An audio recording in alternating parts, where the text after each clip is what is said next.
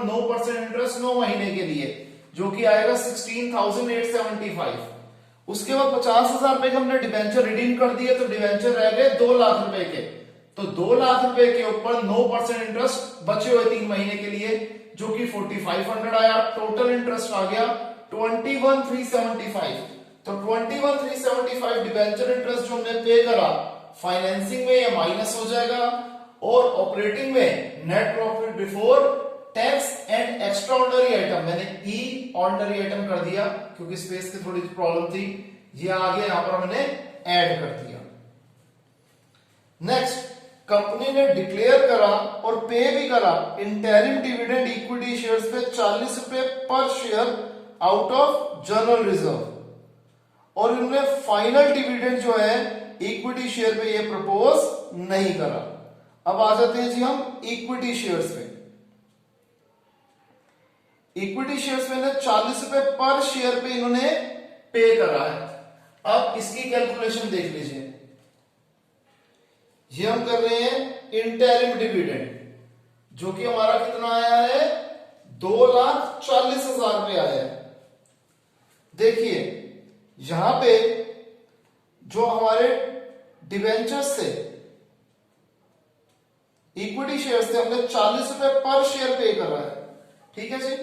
तो यहां पर जो इक्विटी शेयर्स थे वो थे कितने के, 3 लाख और 6 लाख में ऐसे दे रखे हैं, राइट। तो 6 लाख रुपए के अगर यहां पर इक्विटी शेयर कैपिटल है, जस्ट अ सेक,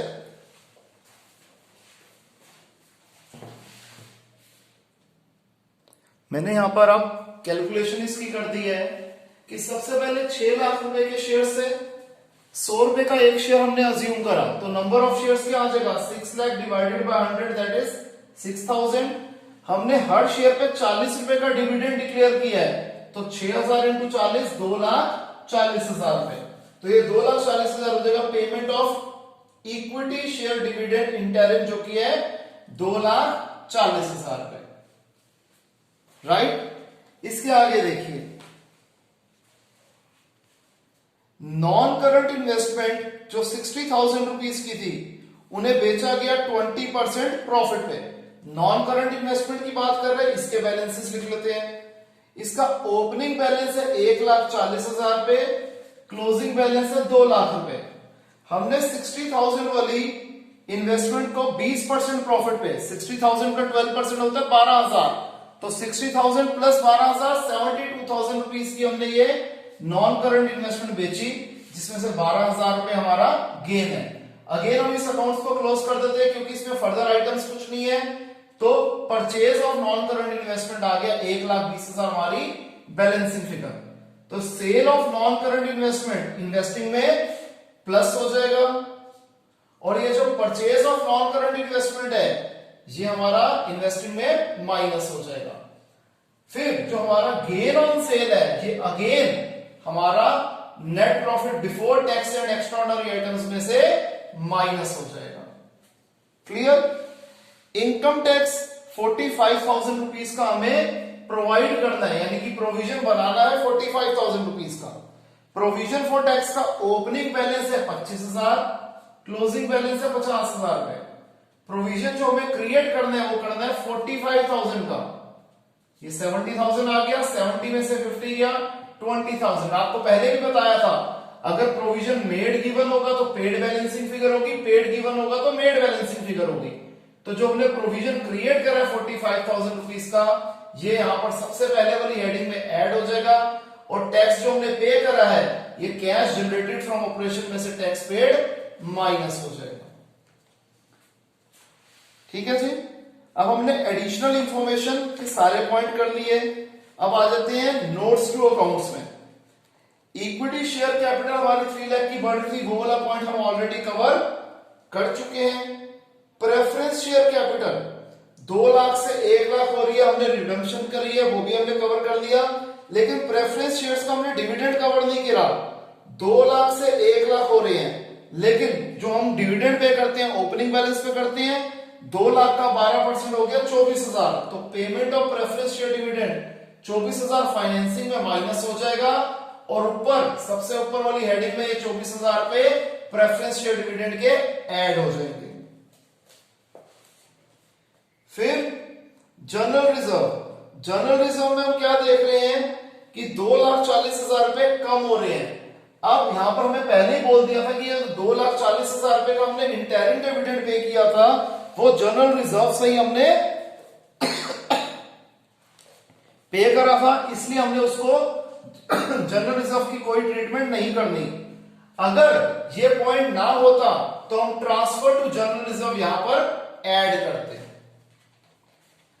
नेक्स्ट, अब वही प्रॉफिट पिछले साल था -50,000, इस साल है +1,15,000, तो -50,000 से हम +1,15,000 पे आए तो 1,65,000 का हमें प्रॉफिट हो गया। डिबेंचर्स का पॉइंट 2.5 लाख से हो रहे हैं 2 लाख रुपए के, ये पॉइंट हम ऑलरेडी कवर कर चुके हैं। प्रोविजन फॉर टैक्स हमने कवर कर लिया, नोट्स टू अकाउंट सारा कवर हो गया। अब आ जाते हैं बैलेंस शीट पे। Share capital, reserve and surplus, long term borrowing, short term provision, point number 1 2 3 4 सारे हम कवर कर चुके हैं। मशीनरी अकाउंट हम ऑलरेडी कवर कर चुके हैं। नॉन करंट इन्वेस्टमेंट हम ऑलरेडी कवर कर चुके हैं। स्टॉक यानी कि इन्वेंट्रीज का बैलेंस क्या हो रहा है, कम हो रहा है, यानी कि हमें नुकसान हो रहा है तो इसे ऐड करेंगे। ये 50,000 क्या हो जाएगा, डिक्रीज इन इन्वेंट्रीज ऐड हो जाएगा operating profit before working capital changes में। ट्रेड रिसीवेबल का बैलेंस बढ़ रहा है अगेन।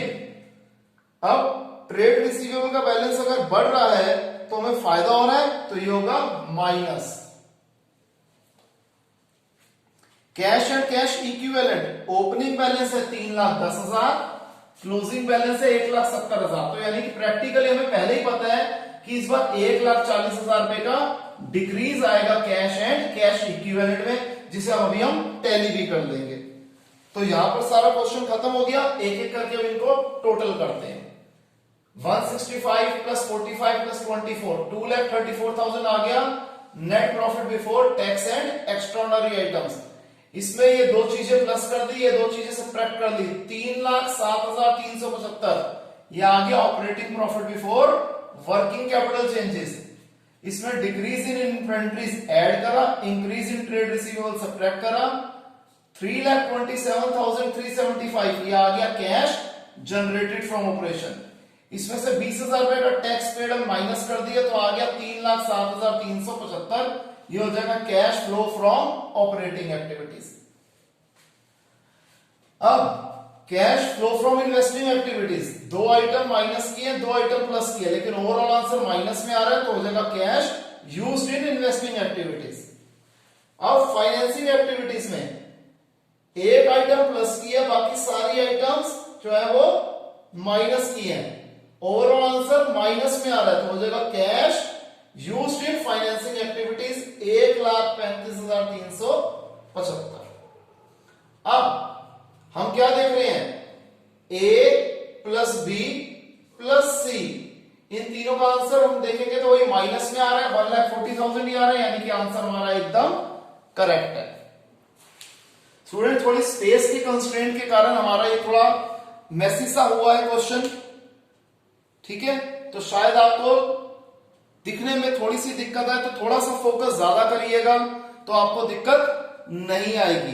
स्टिल अगर कोई भी दिक्कत परेशानी आती है कॉन्सेप्ट से रिलेटेड या कोई भी और, उसे हम लाइव क्लास में कवर करेंगे।